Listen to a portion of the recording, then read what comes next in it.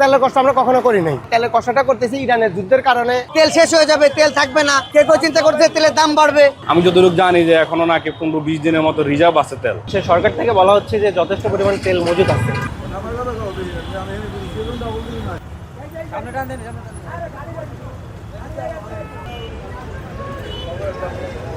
তেল আছে মানে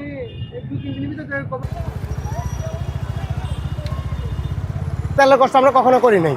এই তেলের কষ্টটা করতেছি ইরানের যুদ্ধের কারণে কষ্টটা করতেছি। কিন্তু আমাদের সরকারে আমি গত 3-4 দিন আগে শুনলাম, মোবাইলে দেখলাম, আপনার ফেসবুকও দেখলাম, খবরও দেখলাম, আমাদের ভাই তেল মজুদ আছে। ভাই সব কিছু মিলে ধরলে 15 দিনের, যদি সবগুলো অ্যাভারেজে ধরি 15 দিনের মজুদ আছে।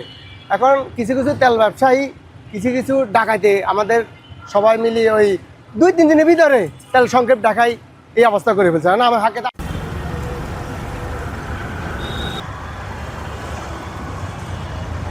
যার যে কারো কারো তেল লাগবে, কেউ কেউ প্যানিক হয়ে আসছে যে তেল শেষ হয়ে যাবে, তেল থাকবে না, কেউ কেউ চিন্তা করছে তেলের দাম বাড়বে।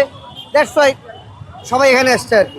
এটা বৈশ্বিক যুদ্ধের কারণে, ইসরায়েল আমেরিকা যুদ্ধের কারণে সবাই চিন্তা করতেছে যে তেল পাওয়া যাবে না, এই জন্য হয়তো সবাই তেল নিচ্ছে, কেউ কেউ তেল মজুত করতেছে।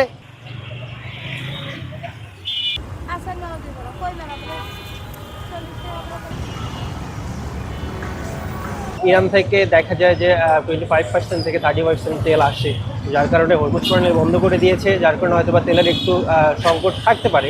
কিন্তু আমাদের সরকার থেকে বলা হচ্ছে যে যথেষ্ট পরিমাণ তেল মজুদ আছে। কিন্তু আমরা বিভিন্ন সামাজিক মাধ্যমগুলোতে শুনছি 13 থেকে 14 দিনের মজুদ আছে। হয়তো বা একটা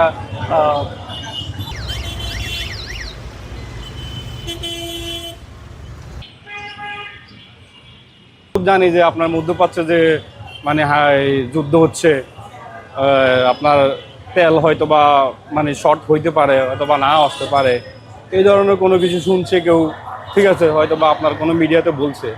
বাট আপনার আমি যতটুকু জানি যে এখনো নাকি 15-20 দিনের মতো রিজার্ভ আছে তেল।